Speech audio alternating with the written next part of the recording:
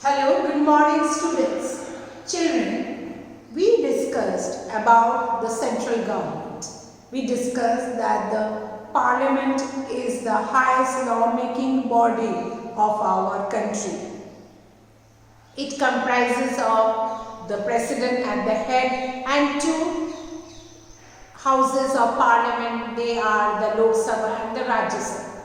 We also discussed that the general election, the people, the representative of the people are chosen. We discussed that the citizens of India who are 18 or above of age, they vote for their representative. They vote for the person, and the person who gets the highest vote is elected from the constituency.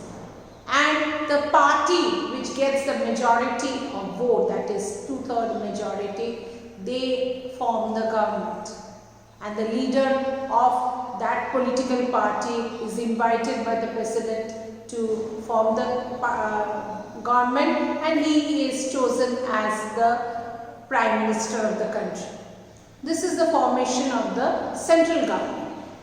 Now coming to the state government, as we discussed in the beginning, that each and every state of India has its own government, and that government is responsible for that state only. It has the power to form some new laws for that state only. Of course, some of the departments are only managed by the central government throughout the country. Like if we talk about railways, railways are under the central government. Though there may be some trains running in the state, but it is the central government's responsibility to manage the railways. Even if we are talking about the internal security, the border areas, that is also managed by, and it is under the purview of the central government.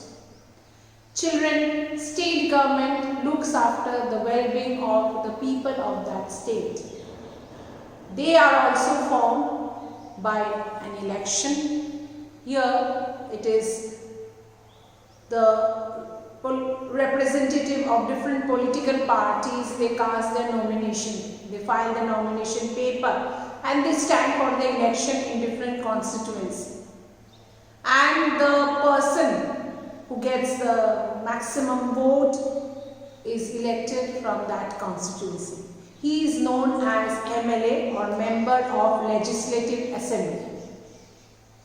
He or she who is elected from that constituency, they are the members of the Legislative Assembly, means the assembly of the state, not of the center. Again, here also the same thing, children. The party that gets the majority of vote, 2/3 majority. Here the governor is actually the head of the state. As we know that president is the head of our country. Each and every state has a governor, and he or she, the governor of the state, invites the leader of the political party which has got the majority of votes to form the government. And the leader of that party who has won the maximum number of votes, that is, I said, the 2/3 majority, forms the government, and he or she is the chief minister of the country. He or she again has a council of ministers to assist in his or her running of the government, or proper functioning of the government.